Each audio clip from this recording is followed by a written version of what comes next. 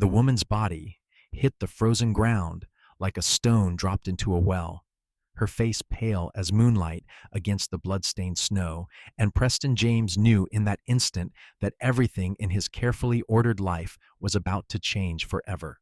He had been checking the gate latch when he heard the sound, a soft thud barely audible over the howling wind that swept down from the Sierra Nevada mountains. December of 1872 had brought an unusually brutal winter to the foothills outside Sacramento, California, and Preston had spent most of the past week keeping his small ranch operational despite the relentless cold. The cattle needed constant attention. The water troughs froze solid every night, and the woodpile seemed to shrink faster than he could replenish it. He was tired, cold, and looking forward to nothing more than a hot meal and his bed when he spotted the crumpled figure near his gate. Preston ran through the knee-deep snow, his boots crunching against the icy crust. As he drew closer, he could see it was a woman, her dark hair matted with ice and snow, her lips tinged blue. She wore a thin traveling dress completely inadequate for the weather, and no coat. Her skin burned hot even through the frigid air when he pressed his hand to her forehead. "Madam, can you hear me?" He shook her gently, but she did not respond. Her breathing came in shallow, rapid gasps, and when he lifted her into his arms, he was shocked at how light she felt, as though she had not eaten properly in days or perhaps weeks. Preston carried her to the house, kicking the door open and bringing her inside to the warmth of the fire he had left burning. He laid her on his bed, the only bed in his modest two-room cabin, and began the urgent work of trying to save her life. He had seen fever take people before, had watched his own mother succumb to it when he was 15, and he recognized the signs. This woman was in grave danger. He stripped away her wet clothes with clinical efficiency, trying not to think about propriety when survival was at stake, and wrapped her in every dry blanket he owned. Her body shook with violent tremors, teeth chattering even though she remained unconscious. Preston stoked the fire until the room was almost uncomfortably warm, then began the process of trying to get water into her. He lifted her head, supporting it against his chest, and dripped water between her cracked lips, a little at a time. "Come on now," he murmured. "You did not come all this way just to die at my gate." The woman's eyelids fluttered but did not open. Preston continued his ministrations through the night, alternating between cooling her fever with damp cloths and keeping her warm when the chills racked her body. He had no idea who she was or where she had come from, but those questions could wait. Right now, all that mattered was keeping her breathing. Dawn broke gray and cold, bringing no relief from the storm. Preston had not slept, and exhaustion pulled at his bones, but he refused to leave her side for more than a few minutes at a time. He prepared weak broth from the beef he had been saving, managing to get a few spoonfuls into her mouth. She swallowed reflexively, which he took as a good sign. On the second day, he finally allowed himself a few hours of sleep, collapsing in the chair beside the bed. He woke to find her condition unchanged, her fever still raging. Preston cleaned her face with gentle strokes, noting the delicate features, the dark lashes that rested against her flushed cheeks. She was beautiful, he realized with a strange jolt, though beauty meant nothing if she died. By the third day, the storm had passed, but the woman's condition had worsened. She cried out in her delirium, words Preston could not quite make out, thrashing against the blankets. He held her down gently, afraid she would hurt herself, and spoke to her in low, soothing tones. "Easy now, you are safe here. Nobody is going to hurt you." He wondered if she was running from something, or someone. Her hands, when he examined them, were soft, not the hands of a woman accustomed to hard labor. Yet her dress, though once fine, was worn and mended in several places. She had known better circumstances, he guessed, but had fallen on hard times. Preston found himself talking to her as he cared for her, filling the silence of his cabin with stories about the ranch, about his life. He told her about coming west after the war, about building this place with his own two hands, about the dreams he had of expanding his herd and maybe someday having a family. He had never spoken these thoughts aloud to anyone, but somehow it seemed easier to confess them to this unconscious stranger. "I reckon you think I am a fool," he said on the fourth night, wringing out another cloth to place on her burning forehead. "Talking to a woman who cannot hear me, pouring out my heart like some lovesick schoolboy. But there is something about you, even like this. I feel like maybe you would understand." The fever broke on the fifth day, suddenly and completely. Preston woke from a light doze to find her eyes open, staring at the ceiling with confusion. They were brown, he noted, a deep, warm brown that reminded him of honey. "Where am I?" Her voice came out as a hoarse whisper, barely audible. Preston leaned forward, relief flooding through him so powerfully he felt dizzy. "You are safe. You collapsed at my gate 5 days ago. I am Preston James. This is my ranch outside Sacramento." She turned her head slowly to look at him, and he saw fear flash across her face. She tried to sit up, but her body would not cooperate. Preston gently pressed her back down. "Easy now. You have been very sick. You need to rest." "My clothes." She looked down at herself, wrapped in his blankets, and color rose in her pale cheeks. "I apologize for the impropriety, but they were soaked through. You would have died of cold if I had not gotten you warm.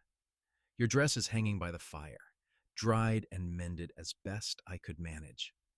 She studied his face for a long moment, as if trying to determine whether she could trust him. Whatever she saw there must have satisfied her because some of the tension left her body. "Thank you," she whispered. "I do not remember much. I was walking, trying to reach Sacramento. And then the storm came. I thought I saw lights and tried to reach them, but then everything went dark." "You walked from where?" Preston asked, his concern deepening. The nearest town was 15 miles away and in the opposite direction from Sacramento. "Placerville." She closed her eyes, exhaustion evident in every line of her face. "I left 3 days before the storm hit. Or I think it was 3 days." Time became confused. Preston felt his jaw tighten. Placerville was nearly 40 miles away, most of it rough terrain, even in good weather. In winter, it was treacherous. That is a long walk for anyone, let alone a woman alone. "I had no choice." Her voice was barely audible now, sleep pulling her back under. "Had to get away. Had to—" She drifted off before she could finish the sentence, but Preston sat back, his mind racing.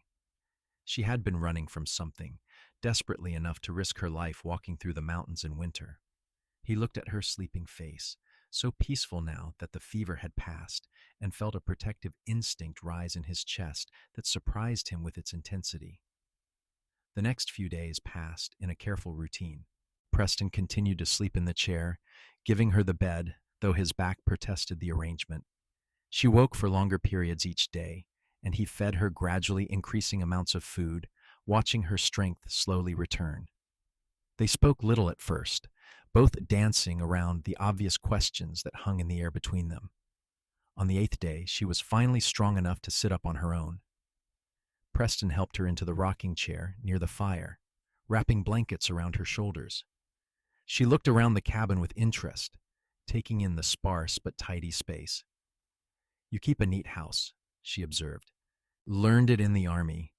Old habits die hard." Preston ladled stew into a bowl and handed it to her. "I figure it is time we had a proper introduction. I am Preston James, as I said.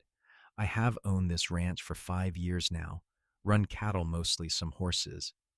She took the bowl with trembling hands, still weak but improving. "Sarah Mitchell. I was a school teacher in Placerville until 6 weeks ago." "Was?"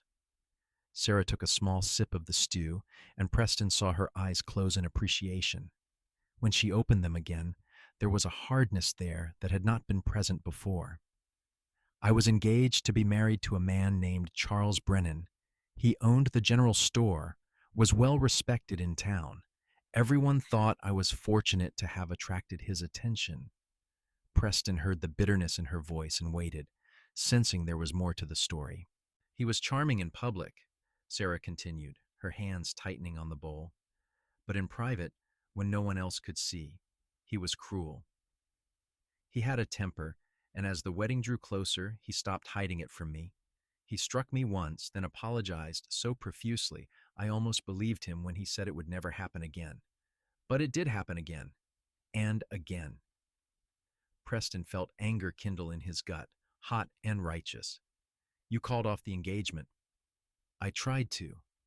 He told me I belonged to him, that if I humiliated him by breaking our engagement, he would make sure I never worked again, never had a moment's peace.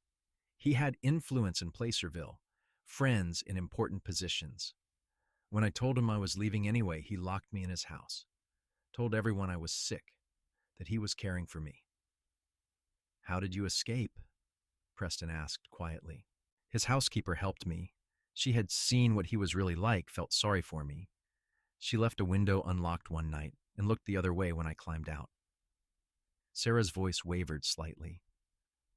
I had a little money saved, enough for a stage ticket to San Francisco, but I knew Charles would check the stage lines first. So I started walking to Sacramento instead, planning to catch a stage from there. I thought I could make it before the storm hit, but I was wrong. Preston studied her face, seeing the courage it must have taken to walk away from everything she knew, to risk death rather than marry a man who would abuse her. You are safe here, he said firmly. I give you my word. Stay as long as you need to recover your strength. Tears welled in Sarah's eyes, the first emotion she had shown beyond the bare facts of her story. You do not know what that means to me. I have been so afraid for so long. Charles Brennan would have to go through me to get to you, Preston said. And he meant every word.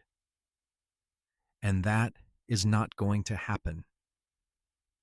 The days stretched into the second week, and Sarah grew stronger. She began to move around the cabin, insisting on helping despite Preston's protests that she should rest. She proved to be an excellent cook, transforming his simple ingredients into meals that made his bachelor fare seem pathetic by comparison. She mended his shirts, organized his cluttered shelves, and filled the cabin with a presence that Preston had not realized it was missing. They talked for hours by the fire in the evenings, sharing stories of their lives. Preston told her about growing up on a farm in Missouri, about fighting for the Union during the war and the horrors he had witnessed. He spoke of his parents, both gone now, and his decision to come west and start fresh where the memories could not follow him. Sarah told him about her childhood in Boston, about losing her parents to cholera when she was 17, about making her way west to take a teaching position because she had no family left and nothing to keep her in Massachusetts. She spoke of her love for books, for learning, and her students who she missed terribly. Do you think you will teach again? Preston asked one evening, watching the firelight play across her features. I hope so, Sarah said softly. It is the one thing I have always been good at, the one thing that made me feel like I was making a difference in the world. But I do not know if Charles will let me go so easily. He is not the type to accept defeat. Preston felt that protective anger rise again. Then he will have to learn. Sarah looked at him with an expression he could not quite read. Why are you doing this, Preston? You do not know me. You could have left me in the snow or turned me over to the law as a vagrant. Instead, you have cared for me like I am someone precious to you. Why? Preston considered the question, searching for words to explain something he did not fully understand himself. When I found you in the snow, I saw someone who needed help. That was enough. But these past 2 weeks, getting to know you, I have come to realize that you are one of the strongest people I have ever met. You walked away from a life that was destroying you, risked everything for a chance at freedom. That takes courage, and I reckon the world needs more people with that kind of courage in it. Sarah's eyes glistened with unshed tears. You are a good man, Preston James. I am just a man trying to do right, he replied, uncomfortable with the praise. On the 15th day, Sarah was strong enough to walk outside. Preston bundled her in his heavy coat and led her out to see the ranch properly. The snow had melted in patches, revealing brown grass and mud underneath. His cattle grazed in the near pasture, and his 3 horses watched their approach with mild interest. "It is beautiful," Sarah said, her breath misting in the cold air. "Peaceful." "It can be lonely," Preston admitted, "especially in winter. The nearest neighbor is 5 miles away, and town is a good ride, but I like the quiet, the chance to work with my hands and see the results." Sarah turned to look at him, and there was something in her expression that made his heart beat faster. "I have known more peace in these 2 weeks than I have in the past year. Even being sick, even being afraid, I felt safer here than I did in Placerville, surrounded by people." Preston wanted to reach out and touch her face, to brush away the strand of dark hair that had escaped her braid, but he held himself back. She had been through too much, needed time to heal both physically and emotionally. He had no right to burden her with the feelings that were growing in his chest. They walked around the property, Preston pointing out the barn, the chicken coop, the small vegetable garden that was dormant now but would flourish in spring. Sarah asked intelligent questions about the operation of the ranch, seeming genuinely interested in his answers. "You have built something real here," she said as they made their way back to the cabin. "Something solid. That must be satisfying." "It is," Preston agreed. "Though I will admit it gets tiresome talking to cows and horses all day. I am probably boring you to tears with all my chatter these past weeks." Sarah laughed, and the sound was like music. "You could never bore me, Preston. You have saved my life and asked nothing in return. You have treated me with more respect and kindness than the man who claimed to love me. I am grateful beyond words." That night, as they sat by the fire after supper, Sarah brought up the question that Preston had been dreading. "I cannot stay here forever. I need to move on, get to San Francisco or somewhere Charles cannot find me. Find work, start rebuilding my life." Preston felt his chest tighten at the thought of her leaving, but he nodded. "I understand. When you are ready, I will take you to Sacramento myself. Make sure you get on a stage safely."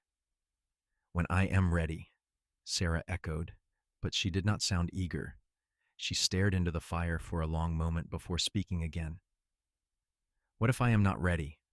What if I do not want to go to San Francisco?" Preston looked at her sharply. "What are you saying?" "I am saying that for the first time in longer than I can remember, I feel at home, here in this cabin with you. I know it makes no sense. I know we barely know each other, but I cannot shake the feeling that this is where I am supposed to be." She turned to meet his eyes, vulnerability written across her face. "Tell me I am not completely mad for feeling this way." Preston's heart hammered in his chest. He had been holding back his own feelings, trying to be honorable, trying to give her space. But hearing her voice, what he had been feeling changed everything. "You are not mad. I have been trying not to think about you leaving because the thought of this cabin without you in it makes me feel like something vital would be missing." Sarah's breath caught. "Preston." He moved from his chair to kneel beside her, taking her hands in his. "I know the timing is wrong. I know you need time to heal from what Charles did to you. But Sarah, these past weeks have been the happiest of my life, and it is entirely because of you. I wake up glad to face the day because you are here. I find myself thinking of things to tell you, looking forward to our conversations by the fire. If you want to stay, if you would consider making a life here, I would count myself the most fortunate man alive." Tears spilled down Sarah's cheeks, but she was smiling. "I thought I would never want to trust a man again after Charles. But you are nothing like him. Preston, you are kind and patient and good. When I look at you, I do not feel afraid. I feel safe. I feel hopeful. I feel like maybe I could be happy again." Preston reached up to cup her face gently, wiping away her tears with his thumbs. "I would spend every day of my life trying to make you happy if you would let me." "Yes," Sarah whispered. "Yes, I want to stay. I want to see what we could be together."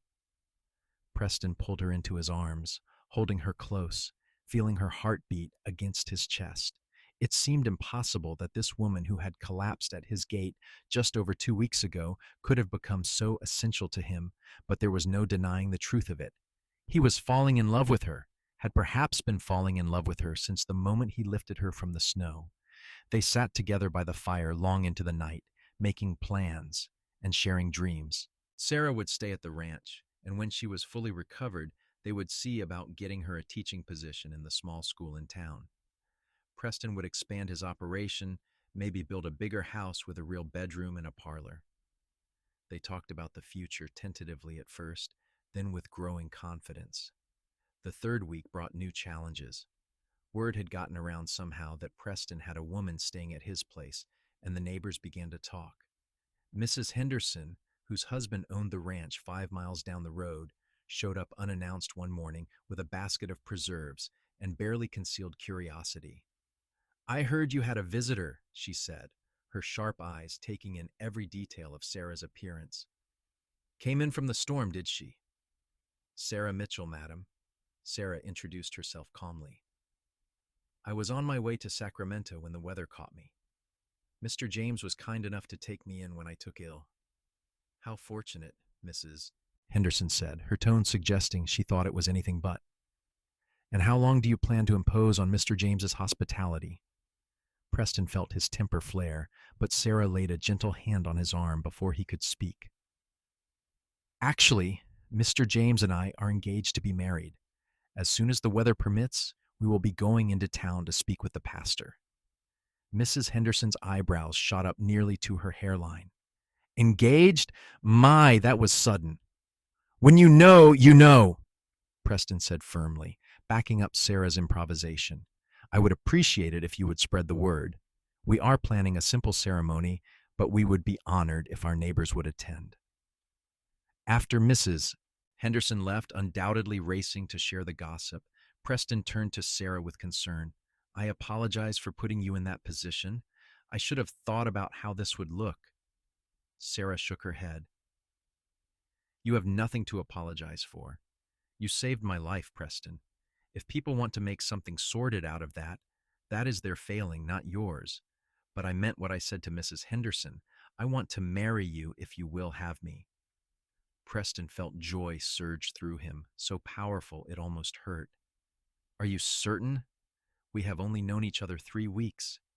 "I have never been more certain of anything," Sarah said firmly.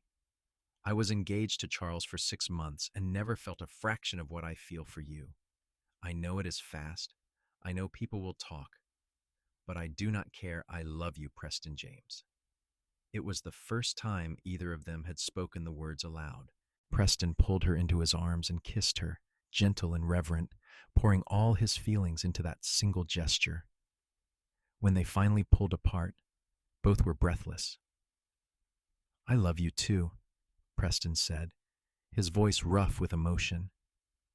"More than I thought it was possible to love someone. I will do everything in my power to make you happy, Sarah. I swear it." They were married 3 days later in the small church in town, with only a handful of neighbors as witnesses.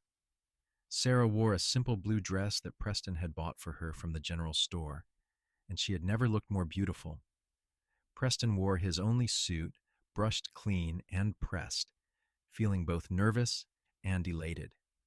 The pastor, a kindly older man named Reverend Thomas, had been skeptical at first when Preston explained the situation, but after speaking with Sarah privately, he agreed to perform the ceremony. "I have been doing this for 30 years, he told Preston afterward. "I have learned to recognize when two people truly love each other." "You are blessed, my boy. Do not take it for granted." "I will not, sir," Preston promised. Their wedding night was tender and sweet.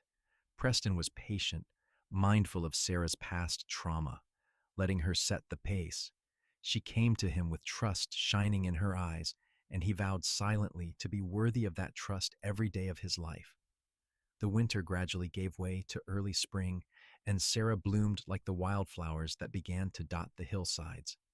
She secured a position teaching at the school in town 3 days a week, and the children adored her. Preston could see the joy it brought her.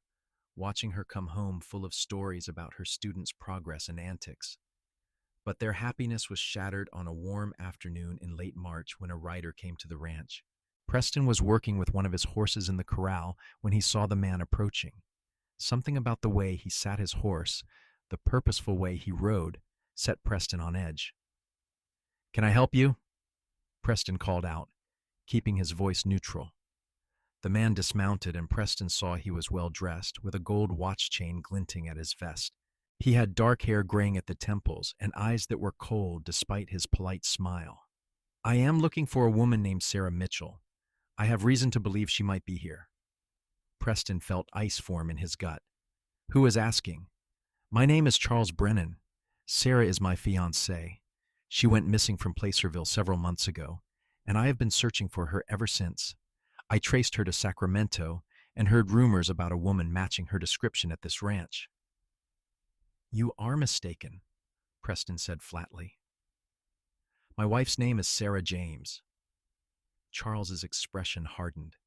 "Your wife? How convenient. You do realize that Sarah was engaged to me when she disappeared? That she is promised to me?" "She was never promised to you," Preston said, his anger barely controlled. "She left you because you beat her, because you locked her up like a prisoner. She is my wife now, legally and in every way that matters. You have no claim on her." Charles took a step forward, his hand moving toward his hip where Preston could see the outline of a gun. "I think you are mistaken about who has a claim on whom. Sarah belongs to me. She humiliated me in front of the entire town of Placerville, and I mean to have satisfaction." Preston heard the cabin door open behind him and felt his heart sink. Sarah had heard their voices and come out to investigate. He saw her face go white as she recognized Charles. "You," she breathed, her voice barely audible. "How did you find me?" "Did you really think you could hide from me?" Charles asked, his voice dripping with false sweetness. "I told you, Sarah. You belong to me. Now stop this foolishness and come along. We have a wedding to plan." "I am already married," Sarah said, her voice gaining strength.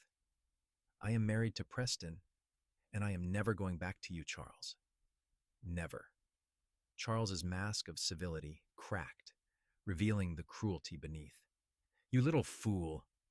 Do you think this country cowboy can protect you from me?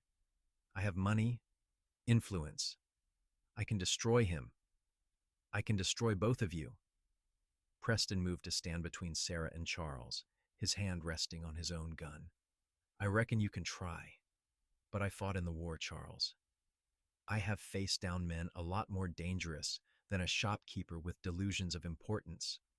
You are going to get back on your horse and ride out of here. And if you ever come near my wife again, if you ever so much as speak her name, I will make you regret it." For a long moment, the two men stared at each other, the tension thick enough to cut. Then Charles smiled, a cold, calculating expression. "This is not over. I will be back, with the law if necessary. Sarah stole from me when she left, took money that belonged to me. I can have her arrested for theft. I took nothing but the wages you owed me for keeping your house," Sarah said, her voice shaking but defiant. "And you know it. You are a liar, Charles, and a bully. And I am done being afraid of you." Charles's face flushed red with fury, but he could see he was outnumbered. Preston's hand had not moved from his gun, and his stance made it clear he was ready to use it if necessary. With a final venomous look at Sarah, Charles mounted his horse. "You will regret this," he said. "Both of you." He spurred his horse and rode away, leaving Preston and Sarah standing in tense silence. As soon as he was out of sight, Sarah's legs gave out, and Preston caught her, holding her as she shook with reaction. "He found me," she whispered. "Preston, what if he comes back? What if he tries to hurt you because of me?" "Let him try," Preston said grimly. "But I am not going to sit back and wait for him to make trouble. Tomorrow we are going to Sacramento and talking to a lawyer. We are going to make sure, legally, there is nothing Charles can do to either of us." They spent a sleepless night, both jumping at every sound. But Charles did not return. True to his word, Preston took Sarah to Sacramento the next day and met with a lawyer named William Porter, an older man with a reputation for honesty and competence. Porter listened to their story carefully, making notes. The good news is that your marriage is completely legal, and Charles Brennan has no claim on you, Mrs. James. The engagement was not a binding legal contract, and you are free to marry whomever you choose. As for the theft charges, they are baseless if what you are telling me is true. However, Mr. Brennan could cause trouble if he is as vindictive as you describe. What kind of trouble? Preston asked. He could file charges and force you to defend yourselves in court even if they have no merit. It would be expensive and time-consuming. Or he could cause trouble for you in other ways, damage your property, threaten your neighbors. Men like Charles Brennan do not like to lose, and they often lash out when their authority is challenged. Sarah looked at Preston with worry in her eyes. Maybe I should go away, lead him somewhere else. I cannot let him destroy what you have built here because of me. No, Preston said firmly, taking her hand. We are not running. This is our home, our life. We face this together. Porter nodded approvingly. That is the right approach. I will draft a letter to Mr. Brennan outlining the legal facts of the situation and warning him that any harassment will result in legal action. Sometimes that is enough to dissuade men like him. They left the lawyer's office feeling slightly better, but still wary. On the ride back to the ranch, Sarah was quiet, staring at the landscape without really seeing it. What are you thinking? Preston asked gently. I am thinking that I brought this trouble to your door, that you would be better off if you had never found me in the snow. Preston pulled the wagon to a stop and turned to face her fully. Sarah, listen to me. You are the best thing that has ever happened to me. Whatever trouble comes, we will deal with it together. I meant every word of my wedding vows, for better or worse, in sickness and health. I am with you, always. Tears spilled down Sarah's cheeks, and she leaned into him, drawing strength from his steady presence. I do not deserve you. You deserve the world, Preston said softly, and I aim to give it to you. The expected retaliation came a week later. Preston woke in the middle of the night to the sound of his cattle bawling in distress. He grabbed his rifle and ran outside to find someone had cut his fence and was trying to drive his herd off into the darkness. Preston fired a warning shot into the air, and the rustlers fled, but not before scattering his cattle across miles of rangeland. It took Preston 3 days to round them all up, and he lost 2 calves to predators in the process. He had no proof it was Charles's doing, but he had no doubt. The next incident came 2 weeks later when someone tried to set fire to his barn. Fortunately, Preston had been outside checking on a sick horse and spotted the flames before they could spread. He managed to put out the fire with only minor damage, but it was clear that Charles was escalating his harassment. Sarah was distraught, blaming herself for every attack. This has to stop, Preston.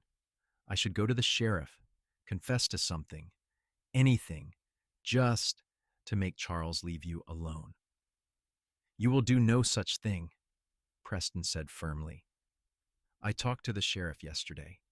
He is aware of what is going on, and he is keeping an eye out. Charles will slip up eventually, and when he does, we will have him. But the waiting and the constant vigilance took a toll on both of them. Preston barely slept, always listening for sounds of trouble. Sarah jumped at every unexpected noise, and her nightmares returned. Preston would wake to find her crying in her sleep, calling out in distress, and it broke his heart. Things came to a head on a bright morning in late April. Preston was in town picking up supplies when he heard shouting from the direction of the school. His blood ran cold as he realized Sarah was teaching that day. He ran toward the building and found a crowd gathered outside. Charles Brennan was standing on the steps, drunk and belligerent, demanding that Sarah come out. Sarah, Charles shouted. I know you are in there. Come out here and face me like a woman, you coward. Preston pushed through the crowd and climbed the steps, putting himself between Charles and the door. You need to leave, Charles, now. Or what? Charles sneered, swaying slightly. You will shoot me in front of all these witnesses? Go ahead. Let everyone see what kind of man Sarah chose over me. I am not going to shoot you, Preston said, his voice deadly calm. But if you do not get off these steps right now, I'm going to throw you off. Charles laughed, a harsh, bitter sound. You think you are so noble, so righteous. But Sarah will get tired of you eventually, just like she got tired of me. She is a faithless woman, a liar, and a cheat. Preston's fist caught Charles square in the jaw before he could say another word. Charles went down hard, sprawling on the steps. He looked up at Preston with blood on his lip and something like madness in his eyes. That is assault, Charles spit. I will have you arrested. Then I reckon I might as well make it worth the charges, Preston said, and he grabbed Charles by the collar, hauling him to his feet and throwing him down the steps. Charles landed in the dirt street, and this time he did not get up immediately. The crowd had fallen silent, watching the confrontation with wide eyes. Preston turned to find the sheriff pushing through the gathered townspeople. Henry Marshall was a fair man, and Preston had known him for years. Preston, Henry said with a sigh. What happened here? Before Preston could answer, the door to the schoolhouse opened and Sarah stepped out. Her face was pale but composed, and she held herself with dignity. Sheriff Marshall, that man has been harassing my husband and me for months. He has threatened us, damaged our property, and now he has come to my place of work drunk and making threats. I want to file formal charges against him. Several voices from the crowd spoke up in support. It's true, Sheriff, one woman said. He was saying terrible things, frightening the children. I saw him, a man added. He has been lurking around town for weeks, asking questions about Mrs. James. Henry looked down at Charles, who was slowly getting to his feet. Charles Brennan, I am placing you under arrest for drunk and disorderly conduct and making threats. If what these folks are saying is true, there will be additional charges. Charles tried to protest, but Henry was having none of it. He called for a deputy to take Charles to the jail, and the crowd began to disperse, many stopping to offer words of support to Sarah and Preston. When they were finally alone, Sarah collapsed into Preston's arms, shaking with relief. Is it over? Is it really over? I think so, Preston said, holding her tight. He went too far this time, did it in front of too many witnesses. The lawyer said with enough evidence we could get a restraining order, maybe even have him charged with harassment and vandalism if we could prove he was behind the other incidents. Sarah pulled back to look at him, and Preston saw something fierce and determined in her eyes. I want to see him, I want to face him one more time, and I want him to know that he did not win. Preston was not sure it was a good idea, but he could see that Sarah needed this. They went to the jail together, and Henry allowed them a few minutes to speak with Charles through the bars of his cell. Charles looked diminished somehow, his earlier bravado gone. He sat on the narrow cot with his head in his hands, and he did not look up when they approached. Charles, Sarah said, her voice steady, I want you to understand something. You never loved me. You wanted to own me, to control me. But that is not love. Preston loves me. He treats me as an equal, respects my mind and my heart. He would never raise a hand to me in anger.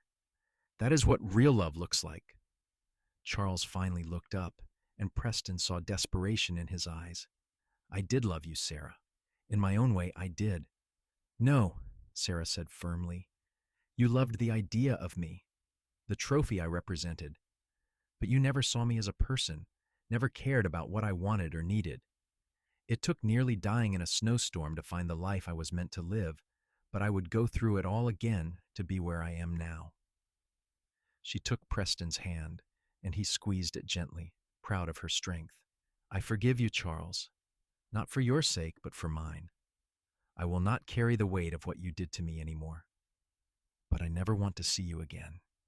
If you ever come near me or my husband, I will make sure you spend a very long time behind bars.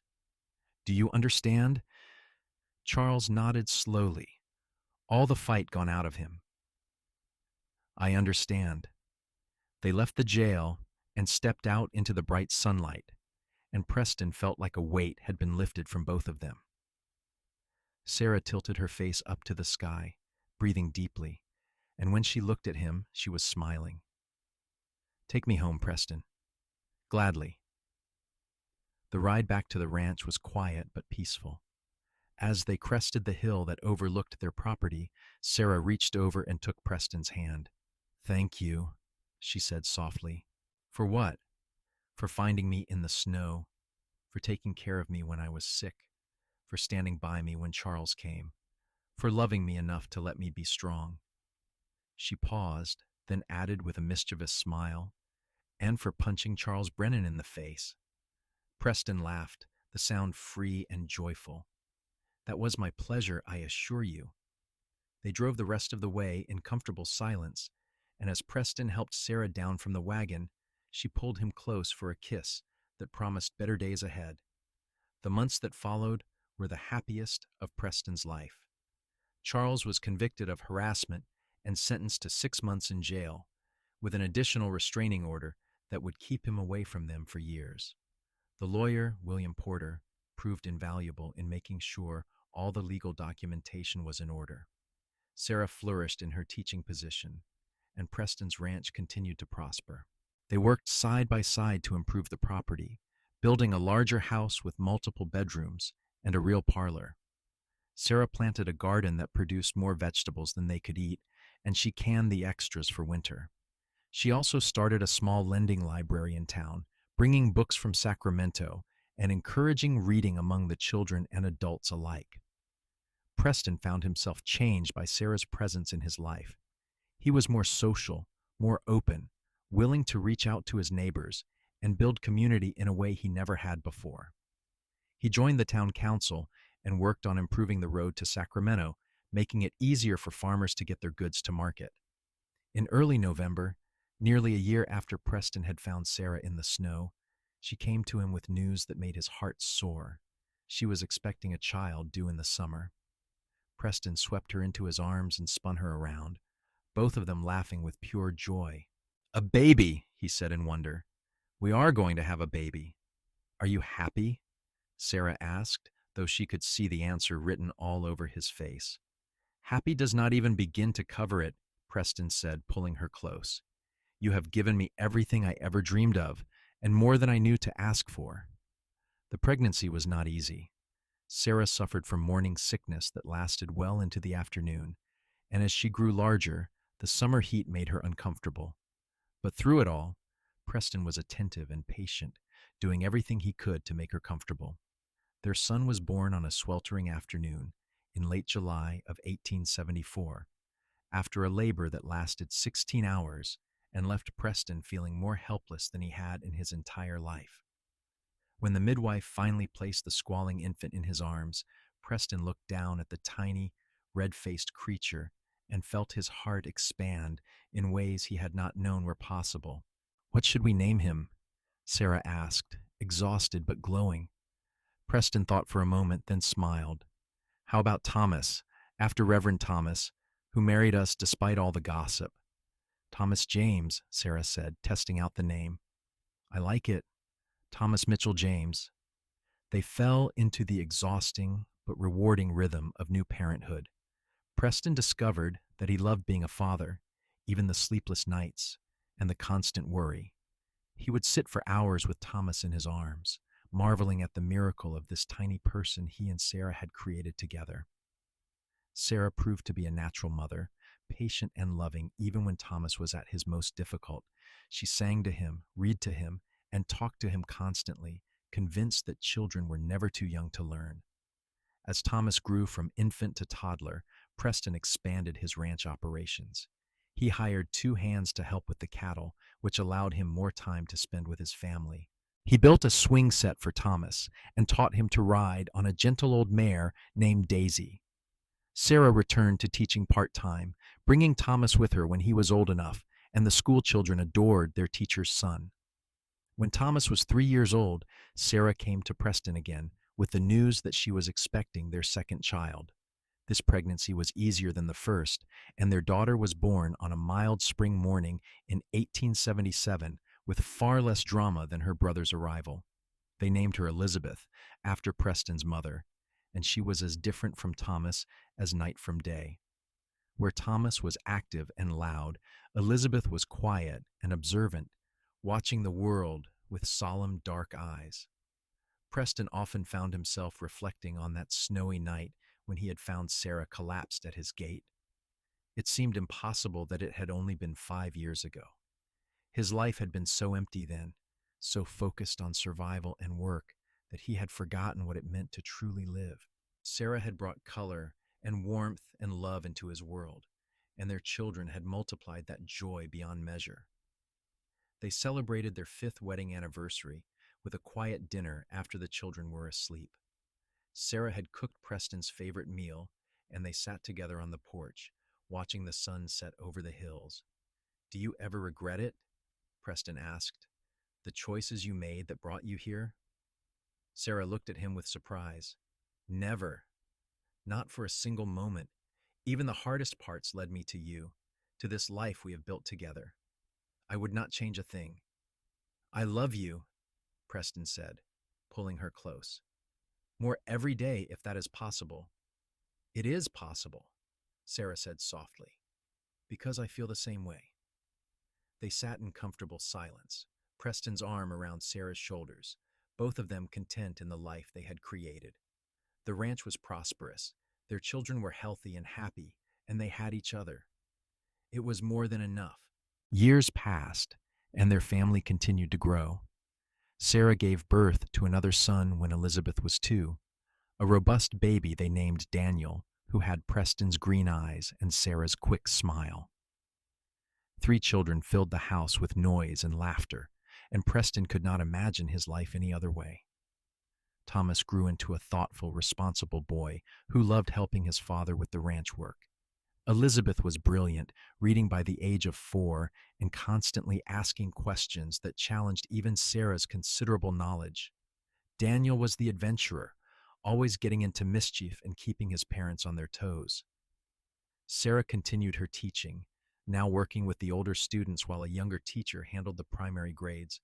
She also became active in women's suffrage, traveling to Sacramento occasionally for meetings and writing articles for the local newspaper about women's rights. Preston supported her fully, proud of her intelligence and her passion for justice. The ranch grew prosperous beyond Preston's early dreams. He had nearly 300 head of cattle now, plus a breeding program for horses that was gaining a reputation throughout California. He employed 6 men full-time, and during the busy seasons, he hired additional help. He had expanded their land holdings to include prime grazing acreage up in the foothills, and he had even invested in a small stake in a gold mine that was producing steady returns. But wealth had not changed the essential nature of their life together. They still lived simply, still valued hard work and honest dealing. Preston taught his sons to respect the land and the animals they raised, to treat their employees fairly, and to always keep their word. Sarah taught all 3 children to read and write, to think critically, and to stand up for what was right even when it was difficult. In the summer of 1883, 11 years after Preston had found Sarah in the snow, they received a letter that brought the past back into sharp focus. It was from Placerville, from a lawyer representing the estate of Charles Brennan. Charles had died the previous month of a heart attack, and in his will, he had left a letter for Sarah. Preston watched Sarah's face as she read the letter, seeing the emotions chase across her features. When she finished, she handed it to him silently. The handwriting was shaky, suggesting Charles had been ill for some time before his death. The letter was not long, but it was surprisingly honest. Charles admitted that he had been wrong, that his treatment of Sarah had been cruel and unjustifiable. He wrote that seeing her strength and determination in the jail that day had forced him to confront his own failures as a man. He had spent the years since then trying to become a better person, though he acknowledged he had much to atone for. He asked for her forgiveness, not because he deserved it, but because he hoped it might give them both peace. Sarah folded the letter carefully and looked at Preston. I forgave him years ago, but I think maybe he needed to ask for it. I am glad he found some measure of redemption before he died. You are a better person than I am, Preston said honestly. I am not sure I could be so generous. Holding on to anger only hurts the person carrying it, Sarah said. Charles took enough from me. I will not give him my peace as well. Preston pulled her into his arms, marveling at the wisdom and compassion of this woman he had been blessed to marry. I love you, Sarah James. You make me want to be a better man every single day. You already are the best man I know, Sarah said, kissing him softly. And I love you more than words can express. That evening, as they sat on the porch watching their children play in the yard, Sarah leaned against Preston's shoulder with a contented sigh. Thomas was teaching Elizabeth and Daniel how to skip stones in the creek, and their laughter floated on the warm summer breeze. Can you believe it has been 11 years? Sarah asked. Sometimes it feels like just yesterday that you found me in the snow. Other times it feels like we have been together forever. I know what you mean, Preston said, squeezing her hand. I barely remember what life was like before you. It is like my real life started that night I carried you into this house. Our life, Sarah corrected gently. We built this together, Preston. Everything we have, everything we are, we created side by side. Preston nodded, knowing she was right. He had saved her life that night, but she had saved him too, in ways he was still discovering. She had taught him how to open his heart, how to trust, how to be vulnerable.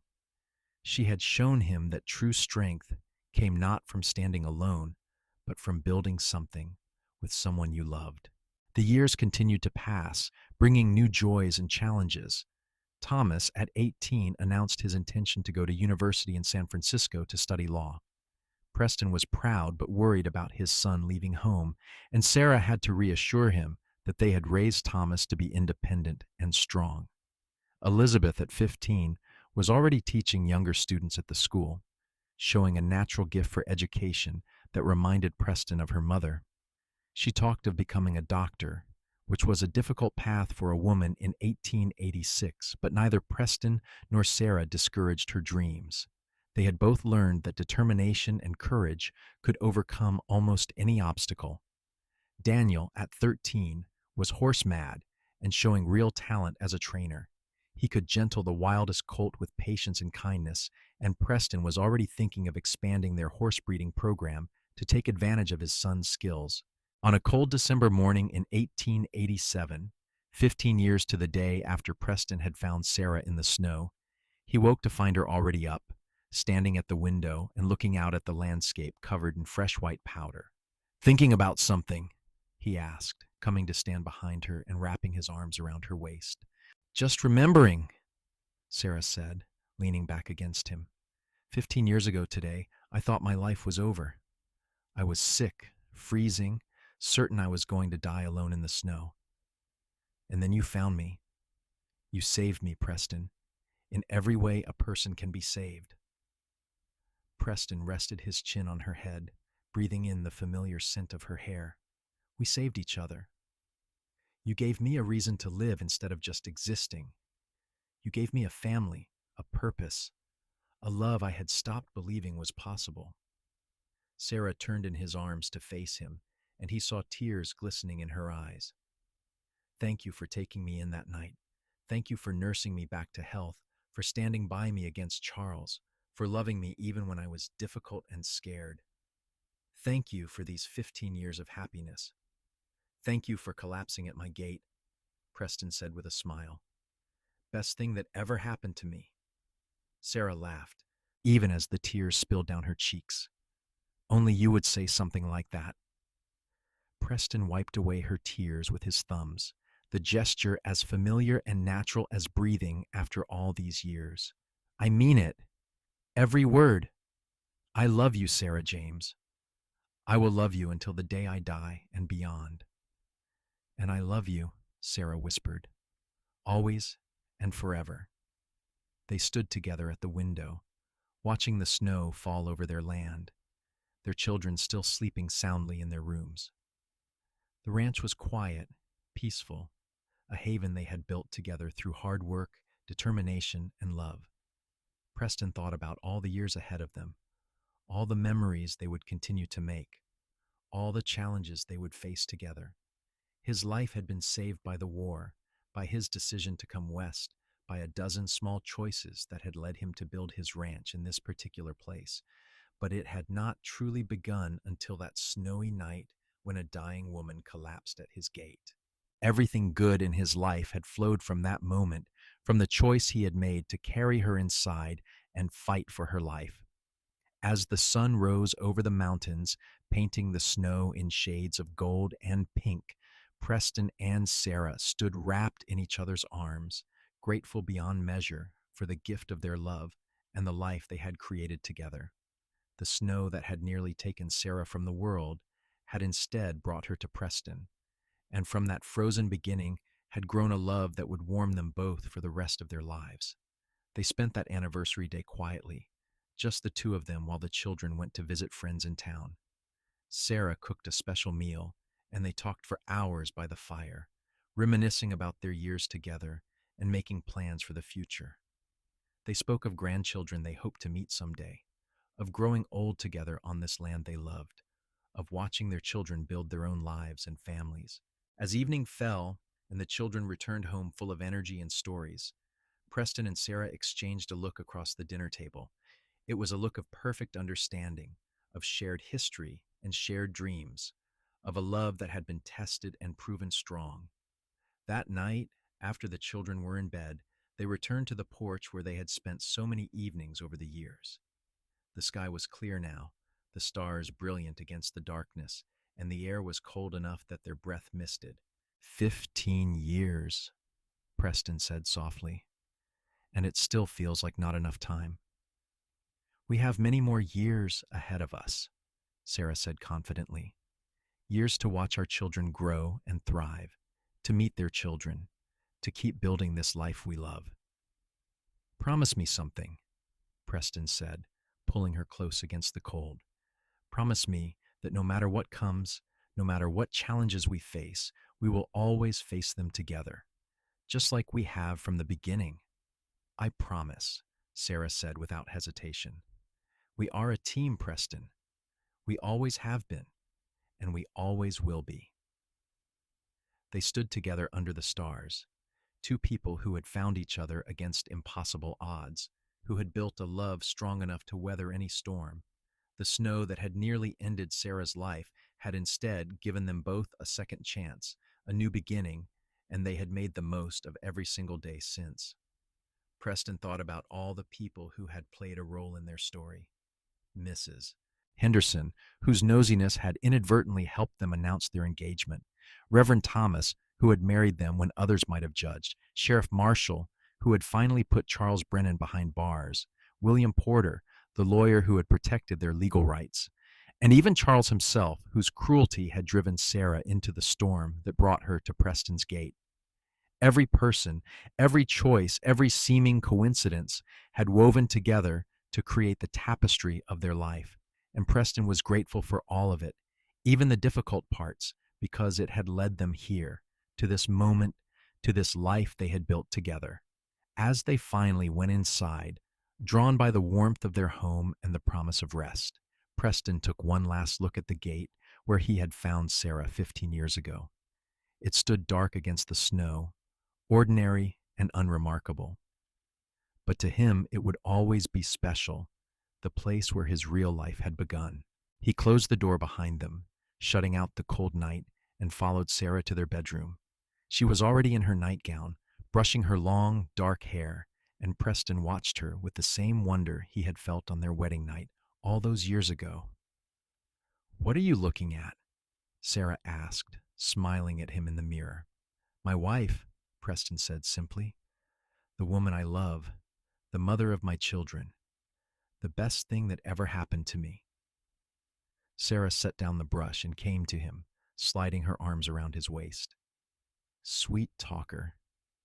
"Just speaking the truth," Preston said, kissing her forehead, then her nose, then her lips. They fell asleep wrapped in each other's arms, the way they had on countless nights before and would on countless nights to come. The snow fell softly outside, blanketing the world in white, peaceful, and pure. And inside their home, their family slept safe and warm, surrounded by love. The years that followed brought the joys and sorrows that mark any long life. They celebrated weddings and births, mourned losses and setbacks. Thomas became a successful lawyer in San Francisco, returning home often with his wife and eventually 3 children.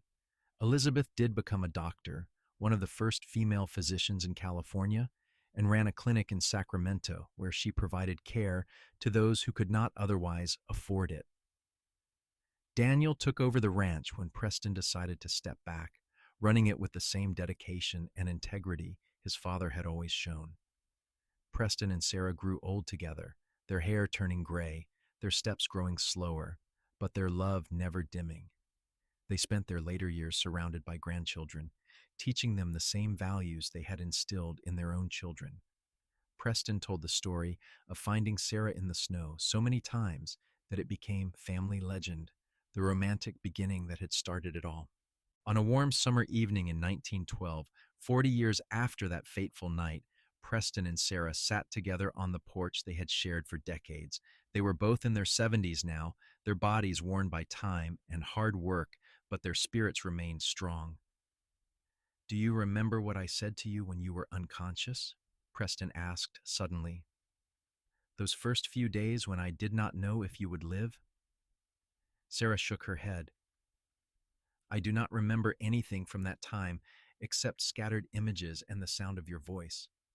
"I told you that you did not come all that way just to die at my gate," Preston said. "I told you about my dreams for this place, for my life. I told you things I had never told another living soul." "And here we are," Sarah said softly. 40 years later, and we made all those dreams come true. Not just yours, Preston. Ours." Preston reached for her hand, the gesture as natural as breathing after 4 decades of marriage.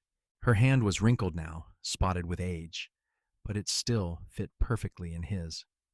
"I would do it all again," he said. "Every moment, every struggle, every joy. All of it just to spend this life with you."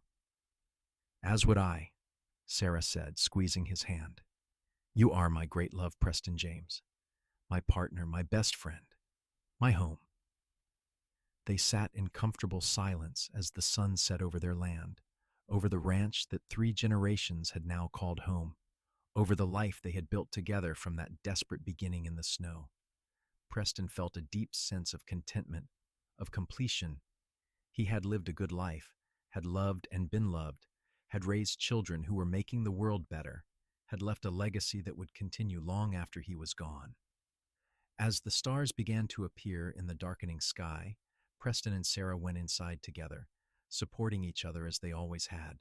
They prepared for bed with the easy familiarity of a lifetime together, and they fell asleep as they had every night for 40 years, wrapped in each other's arms. Preston James died peacefully in his sleep 3 years later, at the age of 76, with Sarah beside him. She followed him 6 months after, unable to imagine life without the man who had saved her in the snow and loved her every day since. They were buried together on a hill overlooking the ranch, under a stone that read, "Preston James and Sarah Mitchell James. Together forever. Love saved us both." Their children and grandchildren and great-grandchildren continued to gather at the ranch for decades after, keeping alive the story of how Preston had found Sarah collapsed in the snow at his gate, how he had nursed her back to health over 3 weeks, and how that act of compassion had blossomed into a love that spanned a lifetime. It became a touchstone for the family, a reminder that kindness mattered, that love was worth fighting for, and that sometimes the most important moments in life came disguised as tragedy. The gate where Preston found Sarah still stood for many years, repaired and reinforced by successive generations, kept as a memorial to the beginning of it all. Young couples in the family would stand there and hear the story, imagining that cold December night when everything changed, when 2 lives intersected in the most unlikely way possible. And though Preston and Sarah were gone, their love remained, woven into the very fabric of the land they had worked, the house they had built, the family they had raised. They had proven that love could conquer fear, that compassion could change lives, and that sometimes the greatest adventures began with the simple choice to help someone in need. Their story was told and retold, each generation adding their own embellishments, but the core remained the same. A woman collapsed from fever in the snow at a cowboy's gate. He nursed her for 3 weeks, and in doing so, they both found something they had not even known they were searching for. They found home. They found purpose. They found each other. And in the end, that was all that mattered. Not the wealth they had accumulated or the challenges they had overcome, but the love they had shared and the family they had built. It was a love story that began in desperation and ended in triumph, a testament to the power of human kindness and the resilience of the human heart. Decades later, when the last person who had personally known Preston and Sarah passed away, the story still lived on. It was written down, preserved, passed from parent to child. The ranch eventually passed out of family hands, but the new owners kept the memorial at the gate, kept the story alive for visitors who came to see the place where such a remarkable love had begun. And on cold December nights, when snow fell over the California foothills, some said you could still feel the presence of that love, still sense the echo of the choice Preston had made to carry a dying woman inside and fight for her life. It was a reminder that every choice mattered, that every act of kindness rippled out in ways we could never fully comprehend, and that love, true love, was the most powerful force in the world. Preston and Sarah's story was extraordinary, but it was also deeply human. It was about two broken people finding wholeness in each other, about courage in the face of fear, about building something beautiful from the ashes of despair.